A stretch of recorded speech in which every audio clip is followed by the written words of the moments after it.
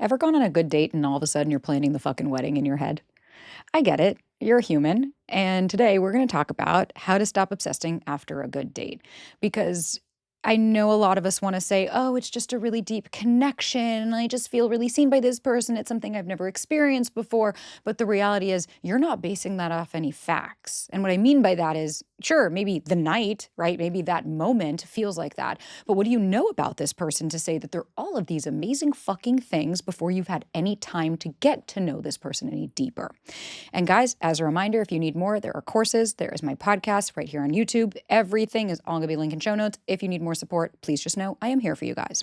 But let's talk about this obsession, right? And I was that girl. I would go on a date and I would come home and be like, oh my God, this person's the one and they're amazing. And I was creating all these castles in the sky. And the real reason that I was kind of doing it had nothing to do with them.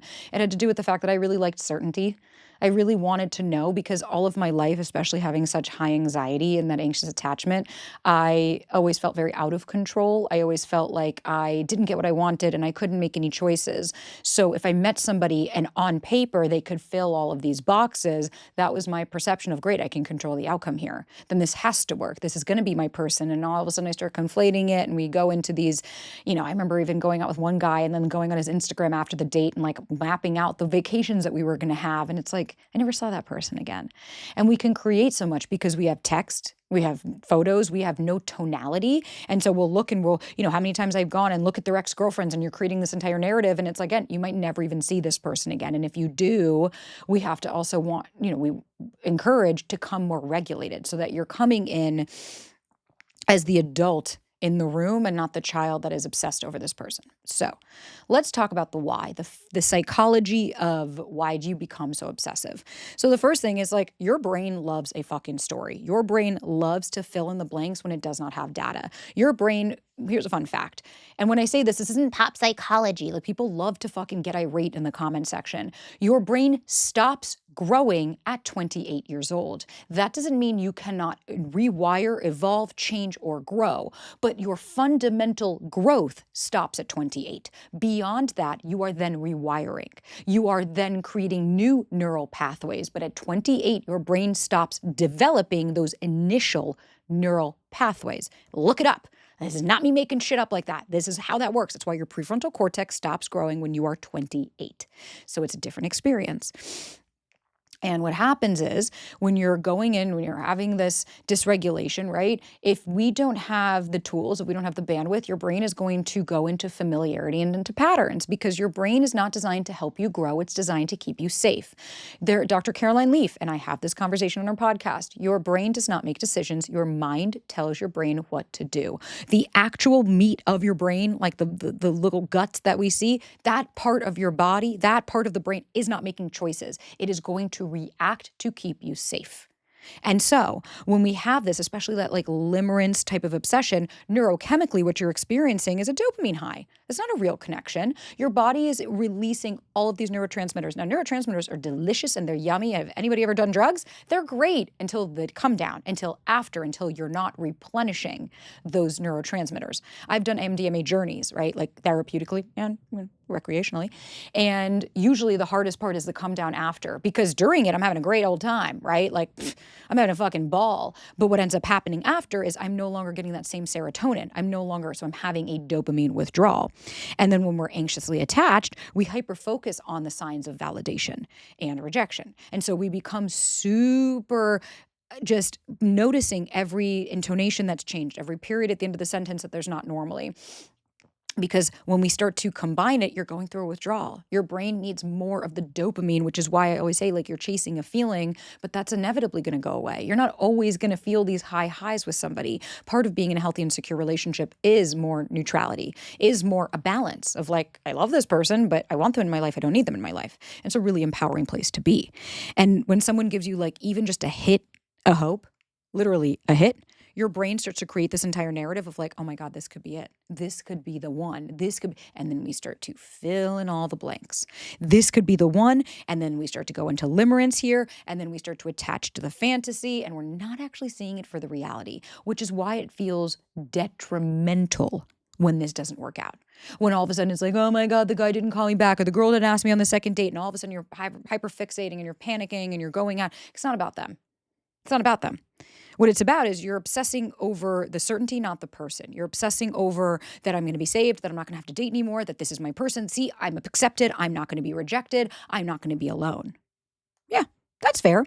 But what we also really want to look at is this an old wound? Is this an old wound that is trying to get your attention? Is this an old wound that needs you to come in and save them, not somebody else? And don't worry, baby, we're going to get some tools down. So I have some common questions that I want you to ask yourself. The first one is, do I feel regulated or activated around them? So do I feel calm in my body? Like, do I feel, think about your best friend, your caregiver if you're close with them, the person that you feel like you're home. You don't have to explain yourself. You could just be. That's you when you're regulated. That's you when your nervous system feels, oh, it's safe. It's safe. I'm here. Versus activated is that I'm trying to perform. I'm trying to get their attention. I really want them to like me. Just take stock of that. It's nothing, no shame or blame. You're a human. The next question, what do I actually know about them besides the chemistry? That's kind of what I went back into the beginning when I said, like, but that's not actually real. What I meant by that is, like, sure, the feeling is real, but that doesn't mean it's based on fact. What do I know about this person besides the feelings I'm having in my body? I can't tell you how many times I'd go like, this guy's so amazing. He's so thoughtful. He's so caring. And then you talk to an ex, or like you accidentally met an ex out and you're like, oh, that person was a raging piece of shit. Fuck. I had no idea. Yeah, you didn't. We didn't know. How many times we see these couples on Insta and TikTok and all of those things and they look amazing and then you find out they broke up and you're like, oh, because not everything is what it looks like on the outside.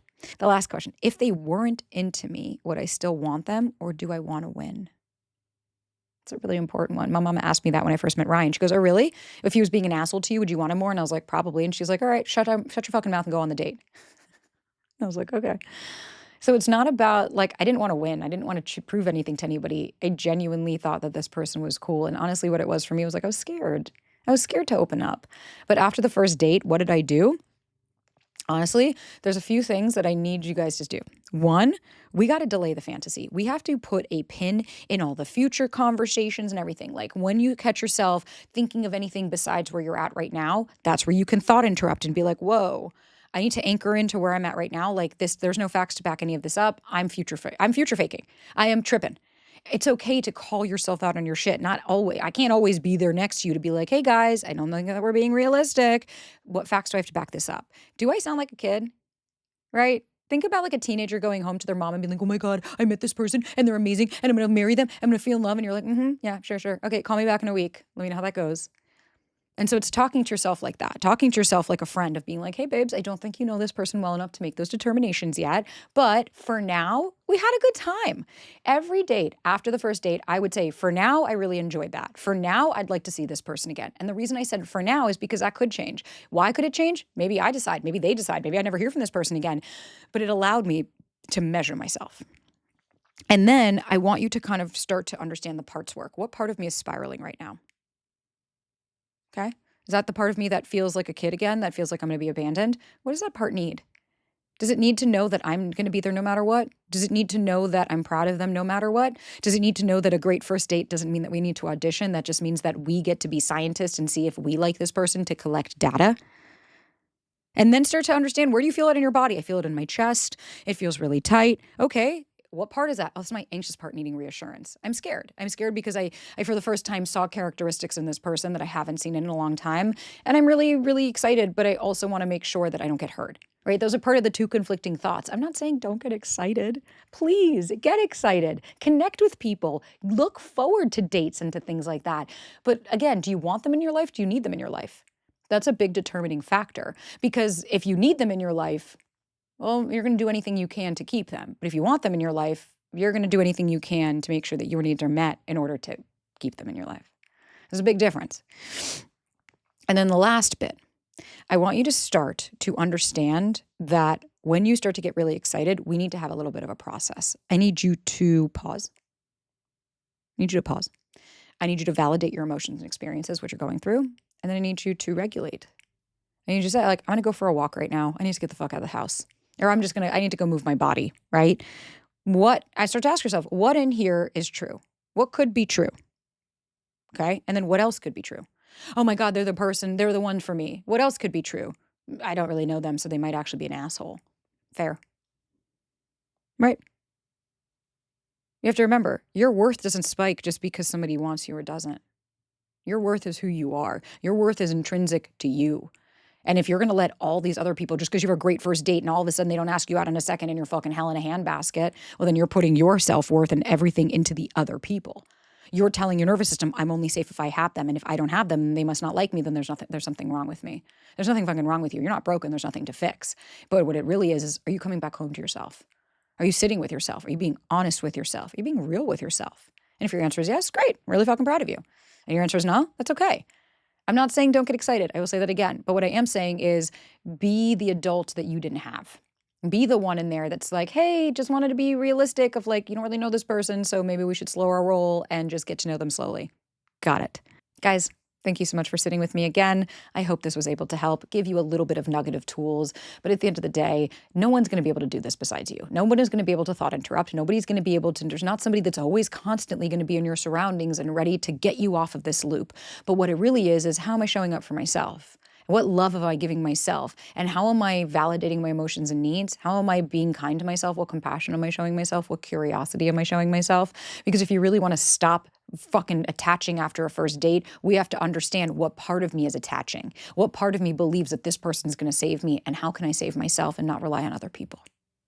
If you need more, guys, there's the courses, there's the podcast, there's whatever you need. You could work with me one-on-one, ask a question, download some free guides, or just follow along, subscribe on YouTube, listen to the podcast, and just know that I am fucking here for you guys anytime you need.